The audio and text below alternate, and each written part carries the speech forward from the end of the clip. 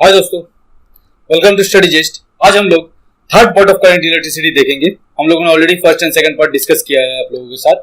आज हम लोग third part of current electricity देखेंगे। ठीक है, इस करंट इलेक्ट्रिसिटी में मेनली हम लोगों को क्या देखना है, पोटेंशियल डिफरेंस देखना है, ईएमएफ देखना है, किरचॉफ्स लॉ देखना है। ठीक है, ये बेसिकली यही तीन चीज हमें देखना है आज की क्लास में। तो शुरू करता हूं मैं। उससे पहले ये हमारा पेन सेट कर लो, एक मिनट।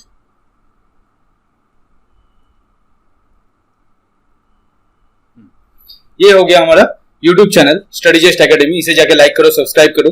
ये हमारा फेसबुक पेज, इसको लाइक कर लेना। ये टेलीग्राम चैनल को ज्वाइन करके रखो, यहाँ पे इंपॉर्टेंट पीडीएफ नोट्स आएंगे।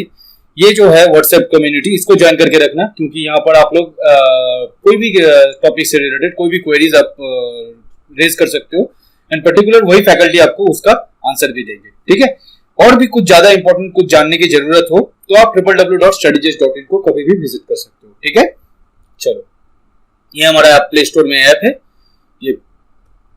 चलो देखते हैं आज क्या है, पोटेंशियल डिफरेंस क्या है, ये सारी चीजों के ऊपर आज हम लोग डिस्कस करेंगे। तो पोटेंशियल डिफरेंस क्या है, नहीं है, इसको अभी रख लो। पहले इतना जानो कि मान लो आपने एक यहाँ पे टैंक रखा हुआ है, यहाँ पर एक पानी का टैंक रखा हुआ है, और नीचे आपका यहाँ से आपने एक नल लगा दिया, जहां से आपको नीचे यहाँ पर आप एक रिजर्वर है जहां पर कुछ काम कर रहे हो आप, यहाँ पर कुछ काम कर रहे हो। मान लो कि यहाँ पे एक चरखा घूम रहा है, ये चरखा घूम रहा है, ये पानी के फोर्स से ये चरखा घूम रहा है, एंड आपको इलेक्ट्रिसिटी मिल रहा है। राइट, आपको इलेक्ट्रिसिटी मिल रहा है। या फिर उससे मतलब रेंचो वाला कोई एग्जांपल ले लो, वहां से कुछ जनरेट हो रहा है, कुछ एनर्जी, जिससे आप कुछ भी कर रहे हो, तो ये एक काम वहां से आप कर रहे हो, ऊपर से जो फोर्स में पानी आ रहा है, इसके जरिए आप वहां पे कुछ काम किया। बट इसको अगर आप देखोगे कि वहां से पानी, ऐसा तो नहीं है ना कि वहां से भगवान जी ने नल लगा के रख दिया कि वहां से पानी गिरता ही जाएगा और आप यहाँ से यूज करते ही जाओगे। ऐसा तो नहीं है ना, वो कभी खत्म भी होंगे। राइट, और इसको भी अगर देखोगे तो यहाँ पर जो काम, मतलब जो जब पानी गिर रहा है, आपका व्हील घूम रहा है, इसके बाद पानी तो वेस्ट हो रहा है, इसका कुछ काम तो आना चाहिए ना, ये काम आना चाहिए। मतलब क्या, इसी पानी को अगर आप फिर से वापस इसमें भर देते हो तो ये प्रोसेस आपका कंटिन्यूअस चलता जाएगा। राइट, ये प्रोसेस आपका कंटिन्यूअस चलता जाएगा। इस डायरेक्शन में अगर आप पानी को फिर से नीचे से ऊपर उठा देते हो, एंड ऊपर से फिर वो आएगा, एंड आपके पास वही सेम काम फिर से आना शुरू हो जाएगा। ठीक है, तो ये जो बेसिकली काम है, ये बेसिकली काम के लिए आपने क्या किया, एक अलग सा फोर्स लगाया, अलग सा इंप्लीमेंट करा। ठीक उसी तरह से इलेक्ट्रिसिटी के साथ भी क्या होता है, electricity is always flow from high potential to low potential. ठीक है, electricity always flows from high potential to low potential. क्या बताया मैंने, high potential to low potential, मतलब higher voltage to lower voltage. Electricity always flows from higher voltage to lower voltage. अब यहाँ पर देखो, यहाँ पर जैसे ऊपर से नीचे आ रहा था पानी, तो उसमें कुछ आपको फोर्स लगाने की जरूरत नहीं थी, बट नीचे से ऊपर आपको भेजोगे तो उसमें आपको फोर्स लगाने की जरूरत है ना, आपको पंप कुछ भी हो आपको लगाना पड़ेगा।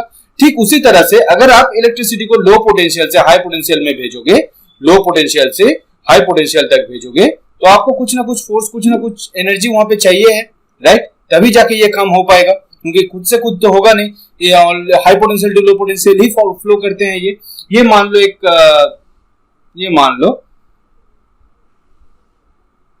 लो यहाँ पे एक बल्ब है। ठीक है, यहाँ पर एक बल्ब है, जिसको जलाने के बाद, इसको और थोड़ा सा छोटा कर देता हूं मैं।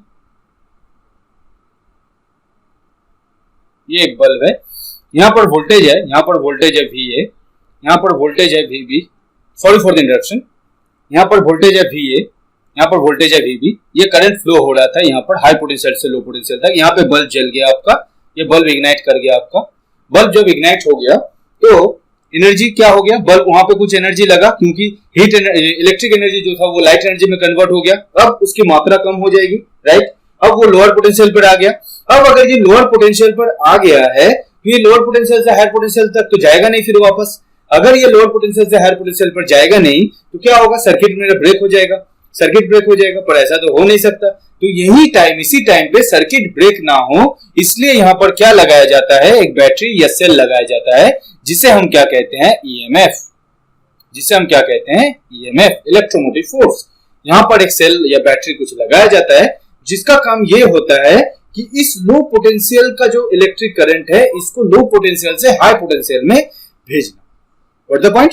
इस लो पोटेंशियल से हाई पोटेंशियल में भेजने के लिए वहां पर एक ईएमएफ लगाया जाता है जिससे सर्किट ब्रेक ना हो। What the point? कोई भी एनर्जी, कोई भी कुछ भी फ्लो कर रहा है तो उससे कुछ वर्क होता है, राइट? तो पोटेंशियल डिफरेंस को हम मेनली ऐसे कहते हैं, तो work done to transfer 1 coulomb of charge. अब ये क्या है? ये जो पोटेंशियल डिफरेंस, ये जो ईएमएफ काम कर रहा है, ये अगर 1 कूलम ऑफ चार्ज को ट्रांसफर कर रहा है, 1 कूलम ऑफ चार्ज को ट्रांसफर कर रहा है from lower potential to higher potential, उसे हम कहते हैं पोटेंशियल डिफरेंस, राइट? तो ये पोटेंशियल डिफरेंस के ऐसा यूनिट क्या होगा, मैंने ऐसे ही बताया आपको कि वो पोटेंशियल डिफरेंस कैसे लिखते हो, हमेशा work done upon unit coulomb, ठीक है? एक यूनिट कूलम, 1 कूलम चार्ज को ट्रांसफर करने के लिए जितना वर्क डन होता है उसको हम लोग क्या कहते हैं? Potential difference. Potential difference work done को हम कैसे लिखते हैं? जूल से लिखते हैं, एंड यूनिट को हम कैसे लिखते हैं? कूलम से लिखते हैं, राइट? तो जूल पर कूलम को हम क्या लिख देते हैं भाई? जूल पर कूलम को हम लिख देते हैं volt. What the point? Joule पर कूलम को हम क्या लिख देते हैं? वोल्ट। यही है पोटेंशियल डिफरेंस, यही है ईएमएफ का बेसिक फंडा, ठीक है? लोअर पोटेंशियल से हायर पोटेंशियल में मुझे ट्रांसफर करना है, वो बेसिकली रहता है higher potential to lower potential, ऐसे ही फ्लो होता है। बट यहाँ पर अगर मुझे लोअर से हायर भेजना है तो कुछ एक्स्ट्रा फोर्सेस, कुछ एक्स्ट्रा एनर्जीज मुझे वहां पे चाहिए होंगे, जिसके लिए मैं यहाँ पर ये यूजेस ला रहा हूँ, ठीक है? What the point? ठीक है, तो क्या बताया मैंने? Higher potential to lower potential तक ये फ्लो करता है। लो पोटेंशियल से हायर पोटेंशियल मुझे अगर भेजना है तो मुझे कुछ वहां पे फोर्स लगेंगे, वही फोर्स यहाँ पे जो लगता है उसे हम ईएमएफ कहते हैं। इस ईएमएफ को कैसे निकालते हैं? जूल पर कूलम, और इसे वोल्ट भी कह लेते हैं, ठीक है? ये ईएमएफ में क्या होता है? ईएमएफ में क्या होता है? ईएमएफ पर maximum voltage difference, maximum voltage difference आता है यहाँ पर। What the point? Maximum voltage difference मुझे यहाँ पे मिलता है, ठीक है? चलो देखो, तो ईएमएफ क्या है आप लोगों को पता चल गया। इंटरनल रेजिस्टेंस क्या है, ये सारे कुछ जो यहाँ पे लिखा गया है इसको बाद में देखना, पहले मैं जो बोल रहा हूं उसको समझो। देखो यहाँ पर एक इलेक्ट्रिक करंट का फ्लो हो रहा था, ये इलेक्ट्रिक करंट फ्लो कर रहा था, आपका यहाँ पे एक बल्ब उसने जला दिया, देन वो फिर से वापस आया, फिर वो यहाँ पर आ गया, यहाँ पर वो लोअर पोटेंशियल पर है, यहाँ पर वो हायर पोटेंशियल पर है, ऐसे वो जा रहा था। इसका मान लो, इसका वैल्यू मान लो VB, यहाँ पर वैल्यू मान लो वोल्टेज डिफरेंस, यहाँ पर VA, वोल्टेज जो यहाँ पर था वो VB था, यहाँ पर VA था। आपने यहाँ पर एक ईएमएफ लगा दिया to transfer it from to lower potential to higher potential. Lower potential से हायर पोटेंशियल भेजने के लिए आपने यहाँ पर क्या करा? एक सेल लगा दिया, ठीक है? अब मैंने आपको बताया था, मैंने आपको हर वक्त बताया हूं और आगे भी बताता रहूंगा, जैसे जैसे आपका मैग्नेटिक इफेक्ट आएगा, केमिकल इफेक्ट आएगा या हीटिंग इफेक्ट आएगा, मैं उस सारे जगहों पर बताता रहूंगा आपको कि कोई भी चीज ना आइडियल नहीं होता, राइट? कोई भी चीज आइडियल नहीं होता, उसे आइडियल हम कभी नहीं मान सकते, क्योंकि जो भी एनर्जी यहाँ पे यूज कर रहा है, पूरा का पूरा एनर्जी वो lower potential to higher potential में इस विद्युत की धारा को भेजने के लिए यूज नहीं कर रहा है, ठीक है? वहां पर कहीं ना कहीं कुछ ना कुछ प्रतिरोध होगा, उसके भी अंदर कुछ ना कुछ रेजिस्टेंस होंगे, ठीक है? उसी रेजिस्टेंस को हम IR से डिनोट करते हैं। किससे डिनोट करते हैं? IR से, ठीक है? ये इंटरनल रेजिस्टेंस जब भी मुझे निकालना होता है, इसे मैं एप्सिलॉन से लिखता हूं VB अपॉन VA, और अगर मुझे यह माइनस करना है, इंटरनल रेजिस्टेंस जो वहां पे क्रिएट हो रहा है उसको मुझे माइनस करना है, तो मैं इसको कैसे लिख सकता हूं? VB minus VA minus IR, ये हो गया internal resistance. What the point? ये इंटरनल रेजिस्टेंस और VB माइनस VA, इसका बेसिक डिफरेंस यही है, ठीक है? इसका बेसिक डिफरेंस मैं अगर बोलूं तो इसका बेसिक डिफरेंस यही है। ईएमएफ क्या होता है? मुझे लो पोटेंशियल से हायर पोटेंशियल पर भेजना है, उसके लिए मुझे वहां पे कुछ सेल यूज करनी होती है, वो हो गया आपका ईएमएफ।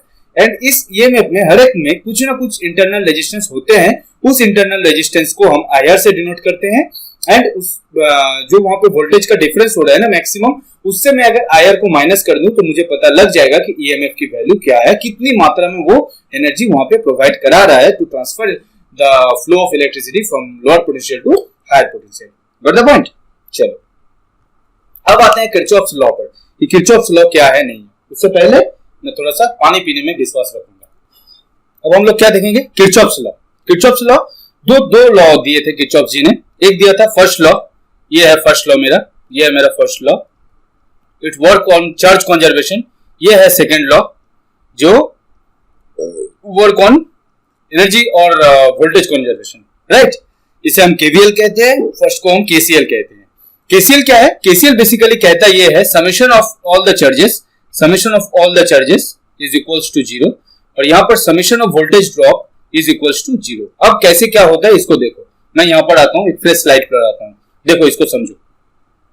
मान लो ये एक नोड है, ये एक नोड है, यहां पर एक करंट आ रहा है, फ्लो होकर आ रहा है, यहां पर एक करंट आ रहा है, यहां से एक करंट और आ रहा है, ये करंट यहां से बाहर की तरफ जा रहा है, यहां से एक करंट बाहर की तरफ जा रहा है। ये मेरा हो गया करंट, मैंने लिख दिया यहाँ पे I1, ये है मेरा I2, ये है मेरा I3, ये है मेरा I4, ये है मेरा I5।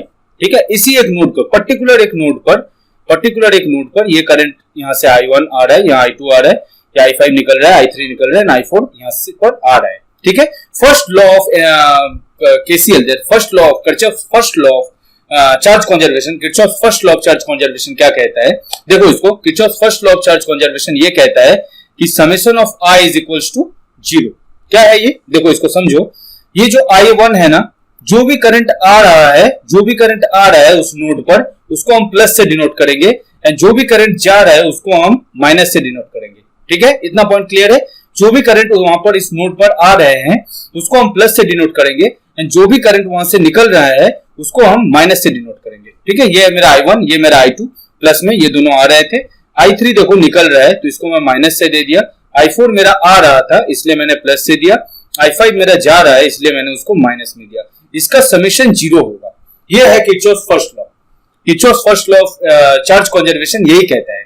ठीक है, Kirchhoff first law of charge conservation यही कहता है कि एक पर्टिकुलर नोड पर summation of all the charges is 0, summation of all the charges is 0। अब देखो मैं यहाँ पे एक एग्जांपल ले लेता हूं। ये मान लो एक वायर है, यहाँ पर एक करंट की, विद्युत की धारा आ रही है 3 एम्पियर की, मान लो यहाँ पर एक आ रहा है 4 एम्पियर का। ठीक है, ये यहाँ पर एक करंट बना मेरा IB। ठीक है, मेरा यहाँ पे करंट बना IB। ठीक, यहाँ पर आ रहा है एक पॉइंट और जो मुझे क्या दे रहा है, जो मुझे दे रहा है आपका मान लेते हैं 5 एम्पियर का। ठीक है, और यहाँ से एक विद्युत की धारा आ रही है मेरी, वो मुझे क्या दे रहा है, वो मुझे मान लो दे रहा है 7 एम्पियर। व्हाट द पॉइंट, ये मुझे कितना दे रहा है, 7 एम्पियर। ठीक, यहीं से एक पॉइंट बाहर निकल रहा है I। मुझे पूछा गया है according to Kirchhoff first law और Kirchhoff charge conservation of charge conservation law, आप मुझे बताओ कि I की वैल्यू क्या होगी। ठीक है, I की वैल्यू क्या होगी। इसको निकालने के लिए मैं क्या कर सकता हूं, इसको निकालने के लिए देखो, इसको पहले तो इस नोड पर ध्यान दो, इस नोड पर कौन कौन चार्ज आ रहा है। एक तो 3 एम्पियर की चार्ज आ रही है, मैं प्लस में ले लूंगा इसको। एक 4 एम्पियर की चार्ज इस पर आ रही है, तो टोटल मेरा 7 एम्पियर की चार्ज बन गया। ये 7 एम्पियर ही है IB, राइट, यही 7 एम्पियर यहाँ पे बन के यहाँ पे आया। ये IB मेरा 7 एम्पियर है। ठीक है, तो इसको मैंने 7 एम्पियर मान लिया। अब ये तो आ रहा है ना भाई, ये पॉइंट है इस नोड पर, मान लो कि कोई एक पॉइंट है, यहाँ से एक आ रहा था, यहाँ से ये मैंने 5 और 7 दिया, तो और ये IB है मेरा, तो ये भी तो ऐसे ही आ रहा है ना IB, तो IB में मेरा पॉजिटिव होगा। ठीक है, तो ये मेरा +7 है इस नोड के लिए। अब इस नोड को देखो, अब इस नोड को देखो, यहाँ पर मेरा IB है तो मैंने यहाँ पे +7 लिया, और फिर क्या है मेरे पास 7 एम्पियर की करंट है जो यहाँ से घुस रहा है, और यहाँ पर क्या है मेरा 5 एम्पियर का करंट है। ठीक है, और इसके साथ ही मेरा I है। ये I मैंने माइनस में क्यों लिया, क्योंकि ये सारा घुस रहा था और ये निकल रहा था। ये total according to Kirchhoff charge conservation, first law of charge conservation, इसको क्या कहते हैं, ये टोटल का समेशन होगा 0। ठीक है, तो ये टोटल वैल्यू क्या आ रहा है, 7 + 7 14 + 5 19, 19 minus I is equals to 0, और I की वैल्यू मेरे पास क्या आ गया, 19। यही है भाई किरचॉफ चार्ज कंजर्वेशन की लॉ। पता चली बात, ये है किरचॉफ की चार्ज कंजर्वेशन की लॉ कि कोई भी एक नोड पर, पर्टिकुलर एक नोड पर जितने भी चार्जेस आ रहे हैं, जितने भी चार्जेस वहां पर आ रहे हैं, उसका समेशन 0 होता है। गॉट द पॉइंट, बस यही है बेसिक थिंग, इसको जान के रखो। एक बार में ना हो सके 2 से 3 बार इसको वीडियो को देखो तो समझ जाओगे, आराम से समझ जाओगे। ठीक है, चलो अब मैं इसको रब कर लूं, मैं अब अपने सेकंड लॉ पर आऊंगा। सेकंड लॉ मेरा क्या है, इसको मैं थोड़ा सा रब कर लूं। सेकंड लॉ क्या है मेरा, उसको देखते हैं। ठीक है, तो अब हम लोग क्या देखेंगे, किरचॉफ फर्स्ट लॉ आपने देख लिया, summation of all the charges is equals to 0। अब ये सेकंड लॉ क्या होता है, KVL मतलब it works on energy conservation. Summation of voltage drop is equals to 0। Voltage drop क्या होता है, मैंने बताया था आप लोगों को। वोल्टेज ड्रॉप क्या होता है, ये एक वायर है, फ्लो कर रहा है करंट, ये एक वायर है, फ्लो कर रहा है करंट, रेजिस्टेंस आ गया, तो यहाँ पर मान लो ये 10 एम्पियर से आ रहा था, ये यहाँ पर जब आएगा तो कुछ ना कुछ ड्रॉप होगा, इसीलिए रेजिस्टेंस लगाते हैं हम लोग, राइट। तो कुछ ना कुछ ड्रॉप होगा, मान लो ये 2 ड्रॉप हो गया, 2 ओम का ड्रॉप हो गया, 2 ओम का रेजिस्टेंस लगाया हमने, तो ये मान लो 2 ड्रॉप होकर यहाँ पर मुझे 8 मिल रहा है, राइट, यहाँ पर मुझे 8 मिल रहा है। तो इसका ये क्या हो, मेनली इसका काम क्या है, वोल्टेज ड्रॉप करना। ठीक उसी तरह से ये वोल्टेज ड्रॉप, कितना वोल्टेज ड्रॉप होगा इसके ऊपर ये पूरा का पूरा लॉ बना है। ये जितना बार वोल्टेज ड्रॉप हो रहा है इस सब का समेशन इज 0, यही कहता है किरचॉफ्स का एनर्जी कंजर्वेशन का लॉ। ठीक है, चलो कुछ टेक्निकल इशू आ गया था भाई, मैं जो कुछ भी बताया तो मैं फिर से बता रहा हूँ। ठीक है, कुछ टेक्निकल इशू आ गए थे, हो सकता है ना, ऐसा हो जाता है। ठीक है, तो कुछ टेक्निकल इशू आ गए थे, इसलिए मैं यहाँ पर जो कुछ भी बताया था आप लोगों को वो मैं फिर से बताता हूँ। ठीक है, चलो क्या बताया था यहाँ पर हमने कि ये करंट कहां से फ्लो कर रहा है, ये करंट यहाँ से फ्लो कर रहा था। ठीक है, ये करंट को मैंने क्या माना था, ये करंट मैंने माना था I1 फ्लो कर रहा है। मैं ये सर्किट को देख रहा हूँ। ठीक है, पहले तो मैं बताऊं कि मैं कौन सा सर्किट देख रहा था, ABCDEF, मैं इस सर्किट को देख रहा था, टोटल ये सर्किट को मैं देख रहा था। यहां से मेरा करंट फ्लो करना शुरू करा I1, ये करंट मेरा फ्लो कर रहा था। ये मैंने रेजिस्टेंस बनाया, एक मेरा रेजिस्टेंस है R1, दूसरा है R2, तीसरा मेरा रेजिस्टेंस है R3। ठीक है, यहाँ पर हमने एक EMF लगा रखा है, यहाँ पर हमने एक EMF लगा रखा है, इसका नाम है E1। यहाँ पर हमने एक और EMF लगा रखा है जिसका नाम है E2। ठीक है, ये मेरा EMF E1, ये मेरा EMF E2। यहाँ पर वोल्टेज ड्रॉप होता है, करंट फ्लो करता है, I1 करंट फ्लो कर रहा है, I1 करंट फ्लो कर रहा है।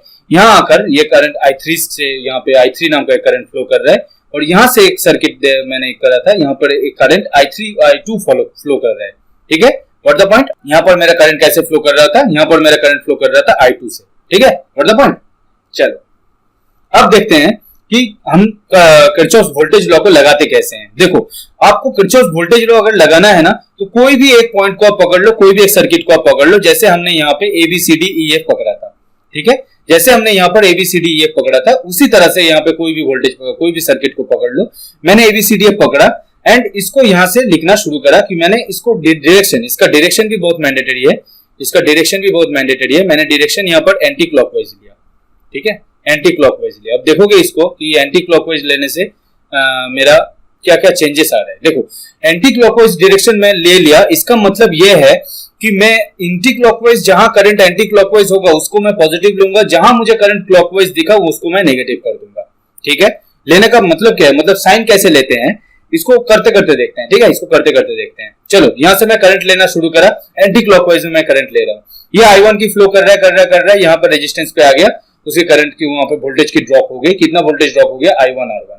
ठीक है, चलो मैंने छोड़ दिया इसको। अब ये फिर से जा रहा है, क्योंकि ये पॉजिटिव ही है तो मेरे लिए कोई दिक्कत की बात है नहीं।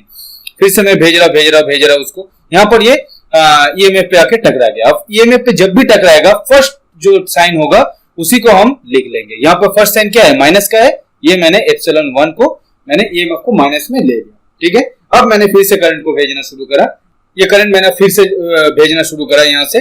फिर से मैं इस सर्किट को देख रहा हूँ ना, बस इस सर्किट को देखो, इस सर्किट को। ठीक है, ये बीच वाला को भी भूल जाओ, ये सर्किट को देखो, मैं पूरा का पूरा सर्किट बता रहा हूँ, ये बीच वाला लाइन अभी भूल जाओ। मैं जो सर्किट बोल रहा हूँ वो है ABCDEF, मतलब यहाँ से शुरू होगा, ये यहाँ तक जाएगा। ठीक है, तो कैसे हो रहा था, तो I1 R1 हुआ, ये माइनस एप्सिलॉन हुआ, ये करंट जा रहा है, यहाँ पर उसको फिर से कोई भी बाधा नहीं है, फिर से वो जा रहा है। यहाँ क्या हो गया, यहाँ एप्सिलॉन 2 आ गया। ठीक है, यहाँ पर एप्सिलॉन 2 आ गया, बट यहाँ पर एप्सिलॉन 2 के आगे क्या साइन है, प्लस साइन है, तो मैं इसको कैसे लिख रहा हूँ, एप्सिलॉन 2 को मैं प्लस में लिख दिया। जो साइन मुझे एप्सिलॉन, जब भी EMF लिखना हो ना, उसको पहले जो भी जिस दिशा से करंट आ रहा है, जिस दिशा से विद्युत धारा आ रही है, उसको वो जब जिस मतलब साइन से वो पहले टकराएगा, मुझे वही साइन लेना है। देखो, यहाँ पर I1 R1 आ रहा था, वो एंटी क्लॉकवाइज लिया था, वो प्लस था। ठीक है, ये नेगेटिव से आके टकराया, मैंने उसको नेगेटिव में ले लिया। E1 करंट की धारा जा रही है, कोई बात नहीं, यहाँ पर आ गया, यहाँ पर एप्सिलॉन प्लस से टकराया, मैंने इसको प्लस में ले लिया। ठीक है, अब करंट की धारा फिर से जा रही है, फिर से यहाँ पर वोल्टेज की ड्रॉप होगी, क्योंकि यहाँ पे रेजिस्टेंस लगा हुआ है R3 में। ठीक है, वहां पे जो रेजिस्टेंस का ड्रॉप होगा उसको मैं कहां कैसे लिखूंगा, देखो इसको, ये करंट मैंने कहां पे लिया, एंटी क्लॉकवाइज में लिया, राइट, एंटी क्लॉकवाइज में मैंने करंट लिया, बट यहाँ पर करंट तो क्लॉकवाइज में आ रहा है, राइट। तो क्लॉकवाइज मैंने बताया आपको कि जिस डायरेक्शन में आप लोगे उसका उल्टा आएगा, तो मैं उसको नेगेटिव में ले लूंगा। I2 R3 मेरा यहाँ पे डायरेक्शन माइनस होगा, I2 R3, ये हो गया टोटल वोल्टेज ड्रॉप। अब कहीं पर वोल्टेज ड्रॉप होगा नहीं, देख लो, ये कहीं पर वोल्टेज ड्रॉप होगा नहीं, फिर से मैंने जहां से शुरू करा था वहां तक आ जाएगा। किरचॉफ वोल्टेज लॉ कहता है कि ये जो पूरा का पूरा सिस्टम है सर जी, ये जो टोटल वोल्टेज ड्रॉप हो रहा है, ये टोटल का समेशन 0 होगा। व्हाट द पॉइंट, ये है किरचॉफ का वोल्टेज लॉ। अब आप मान के चलो कि मैंने आपको और भी कोई मैंने यहाँ पे जैसे ABCDEF लिया था, यहाँ पर एक और ले लेते हैं, एक और सर्किट ले लेते हैं, BCDE, बी, ये सर्किट को लेते हैं, ठीक है। और मैंने डायरेक्शन यहाँ पे क्या लिया, मैंने यहाँ पे डायरेक्शन ले लिया क्लॉकवाइज। क्या डायरेक्शन ले लिया मैंने, क्लॉकवाइज, ठीक है, क्लॉकवाइज डायरेक्शन मैंने यहाँ पे ले लिया। अब देखो विद्युत की धारा यहाँ से जा रहा है, मैंने यहाँ से पकड़ा इसको कि यहाँ से तुम जाओ भाई, यहाँ से तुम जाओ, यहाँ से तुम जाओ। मैंने विद्युत की धारा को पकड़ा कि तुम यहाँ से जाओ, मैंने यहाँ से पकड़ लिया कि तुम यहाँ से जाओ, I2 तुम यहाँ से चले जाओ और यहाँ तक वापस आओ। मैंने क्लॉकवाइज ले लिया। अब मैंने क्लॉकवाइज लिया, पहले मैंने एंटी क्लॉकवाइज लिया था, ठीक है, यहाँ पर मैंने एंटी क्लॉकवाइज लिया था, अब मैंने प्लस क्लॉकवाइज लिया। अब प्लस क्लॉकवाइज लिया तो मैंने क्या करा, यहाँ पे I2 को देख रहा हूँ, I2 से मैंने शुरू करा। I2 मेरा क्या है, प्लस है, क्यों, क्योंकि ये मतलब जा रहा है क्लॉकवाइज ही जा रहा है, तो उसमें कोई दिक्कत की बात है नहीं। I2 मैंने प्लस में ले लिया। I2 यहाँ फर्स्ट रेजिस्टेंस से वो टकराया गया R3 से, अभी तो क्लॉकवाइज ही है, कोई दिक्कत की बात है ही नहीं, तो मेरा क्या रेजिस्टेंस हो गया I2 R3, ठीक है। अरे यार ये फिर से टेक्निकल इशू आना शुरू हो गया, एक मिनट रुक जा भाई, एक मिनट रुक जा। ये इक्वेशन तू देख रहा है, इक्वेशन हम देख रहे थे BCDEB, इस मतलब इस सर्किट को मैं देख रहा हूँ, इस सर्किट को जब मैं देख रहा हूँ तो मैं करंट को यहाँ से फ्लो कराना शुरू करा, मैं यहाँ से देखना शुरू करा उसको। ये करंट यहाँ से I2 जा रहा था, अभी I2 प्लस होगा या माइनस होगा, ये I2 प्लस होगा, क्योंकि क्लॉकवाइज ही देख रहा हूँ, ये जा भी क्लॉकवाइज ही रहा है, ठीक है। ये पहला वोल्टेज ड्रॉप यहाँ पर आया उसका I2 R3, साइन इसका पॉजिटिव हो गया, ठीक है। फिर से वो क्रॉस करा, इसको क्रॉस करने के बाद उसका पहला वोल्टेज ड्रॉप फिर से एप्सिलॉन, फिर से ये में उसको उसने टकराया। यहाँ पर देखो E2 माइनस हो गया, एप्सिलॉन 2 माइनस हो गया। जैसे यहाँ पर E2 एप्सिलॉन 2 यहाँ पे प्लस हुआ था, यहाँ पर एप्सिलॉन 2 देखो माइनस हो गया, क्योंकि पहला साइन मुझे लेना है, ठीक है। फिर से करंट वहां जा रहा है, यहाँ पर उसको फिर से रेजिस्टेंस मिला, फिर से उसका वोल्टेज ड्रॉप होगा। यहाँ पर करंट है मेरा I3, यहाँ पर करंट है मेरा I3, तो यहाँ पर क्या वोल्टेज ड्रॉप होगा, प्लस में होगा, क्योंकि क्लॉकवाइज ही जा रहा है, तो कोई दिक्कत की बात है नहीं। ये I3 R2, ठीक है, ये I3 R2 is all equals to 0। मैं फिर से वापस यहीं पर आ जाऊंगा, फिर से इक्वल्स टू 0। बात समझ में आया कि किरचॉफ वोल्टेज लॉ ये कहता है कि summation of all the voltage drop is equals to 0। मैं क्लॉकवाइज डायरेक्शन ले रहा हूं तो एंटी क्लॉकवाइज जितना भी सारा होगा वो मेरा नेगेटिव होगा। मैं एंटी क्लॉकवाइज डायरेक्शन ले रहा हूं तो क्लॉकवाइज डायरेक्शन में जो भी होगा वो मेरा नेगेटिव होगा, ठीक है। एक होमवर्क मैं आपको देता हूं, ये होमवर्क अब बना के दिखाना हमको कि मैं ये सर्किट ले रहा हूं। मान लो कि मैं सर्किट ले रहा हूं अब ABEFA, ठीक है, ये सर्किट में ले रहा हूं, मैं करंट को फ्लो करा रहा हूं एंटी क्लॉकवाइज में, I1 से फ्लो करा रहा हूं। अपने आप से कोशिश करो, अपने आप से कोशिश करो, वीडियो को पॉज करो, अपने आप से बनाने की कोशिश करो, फिर मैं जो कर रहा हूं उसको देखो, ठीक है। ये होमवर्क नहीं, क्लास वर्क है, ठीक है, इसको बनाने की कोशिश करो। पॉज कर लिए, आई थिंक आप सबका सॉल्व हो गया होगा, अब सिर्फ आंसर मिला लो मेरे साथ। मैंने करंट को फ्लो कराना शुरू करा था इस सर्किट में ABEFA, right, you got the point. यहां से करंट मेरा क्या है, I1 है। मैंने किस डायरेक्शन में लिया इसको, मैंने इसको लिया था एंटी क्लॉकवाइज डायरेक्शन। किस डायरेक्शन में लिया था मैंने इसको, एंटी क्लॉकवाइज डायरेक्शन में लिया था, गॉट द पॉइंट। अब मैं इसको एंटी क्लॉकवाइज डायरेक्शन में लिया तो यहां से मेरा I1 फ्लो करना शुरू करा। ये मेरा I1 है, I1 जा रहा है, यहां से उससे पहला रेजिस्टेंस मिला R1 नाम का, ये मैंने I1 R1 लिख दिया। अब एंटी क्लॉकवाइज ही मैंने लिया और चल भी रहा है एंटी क्लॉकवाइज, तो ये मेरा प्लस में है। अब उसका पहला वोल्टेज ड्रॉप यहाँ पे मिला उसको, फिर से वोल्टेज ड्रॉप मुझे एप्सिलॉन में मिला। एप्सिलॉन में मैं जाऊंगा तो करंट की धारा यहाँ से आ रही है, पहला साइन मुझे नेगेटिव मिला, मैं इसको माइनस में एप्सिलॉन 1 लिख लिया। फिर से ये जा रहा है, अब ये अंदर जाएगा, ये अंदर जब जा रहा है तो इसका डायरेक्शन क्या है, अभी भी पॉजिटिव है, क्योंकि एंटी क्लॉकवाइज ही घूम रहा है। इसका पहला डायरेक्शन अब होगा तो ये करंट जा रहा है, फिर से इसे यहाँ पर वोल्टेज की ड्रॉप मिलेगी। ये जब वोल्टेज का ड्रॉप मिलेगा तो ये मेरा किस में आ जाएगा, प्लस में आ जाएगा। इसका डायरेक्शन क्या है, I3 and R2, ये मेरा वोल्टेज ड्रॉप है total, I3 R2 is all equals to 0। What the point, ये से होता है किरचॉफ वोल्टेज लॉ। यही आंसर आया होगा आप लोगों का, ठीक है। तो किरचॉफ वोल्टेज लॉ ये कहता है कि summation of all the voltage drop is equals to 0, summation of all the voltage drop is 0।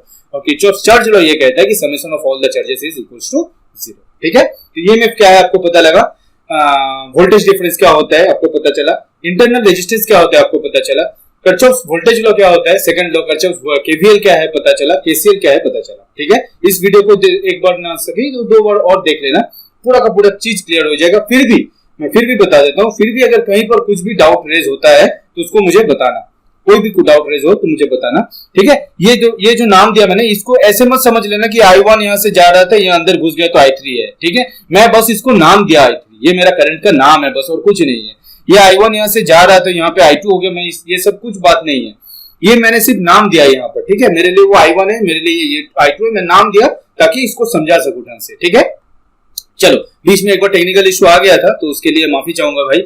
तो ये थोड़ा बहुत टेक्निकल इशू आ जाता है, ठीक है। तो मिलते हैं फिर नेक्स्ट क्लास में। नेक्स्ट क्लास में हम लोग क्या देखेंगे, नेक्स्ट क्लास में हम लोग देखेंगे आपका रेजिस्टेंस कैसे लगाते हैं हम लोग, पैरेलल कनेक्शन में कैसे लगाते हैं, सीरीज कनेक्शन में कैसे रेजिस्टेंस को लगाते हैं, ये सारे के ऊपर हम लोग का नेक्स्ट क्लास होगा। कलर कोड, रेजिस्टेंस का कलर कोड भी सिखाऊंगा मैं आप लोगों को, वो भी एक बहुत मजेदार टॉपिक है, छोटा टॉपिक है लेकिन मजेदार टॉपिक है और बोनस टॉपिक है आप लोगों के लिए, ठीक है। चलो मिलते हैं नेक्स्ट क्लास पर, तब तक के लिए tata bye bye and take a very good care of yourself.